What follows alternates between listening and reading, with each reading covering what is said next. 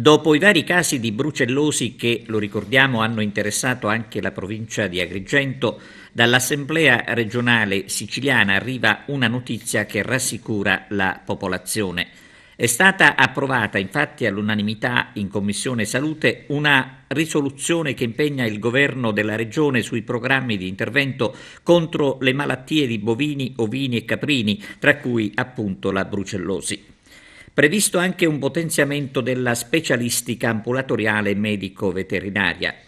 Con l'atto di indirizzo, ha dichiarato il presidente della Commissione Salute all'ARS, Margherita Larocca Ruvolo, si intende dare una soluzione a diversi problemi emersi nel settore della prevenzione veterinaria in Sicilia e in ordine alla necessità di un rafforzamento del personale medico-veterinario. Il lavoro svolto dalla Commissione nella sua interezza, con spirito di condivisione, ha aggiunto il deputato regionale, vuole essere un contributo al Governo che si è già impegnato ad intervenire nella direzione indicata. Durante i lavori è intervenuto l'assessore regionale per la salute Ruggero Razza, esprimendo soddisfazione per il proficuo lavoro svolto dalla sesta Commissione.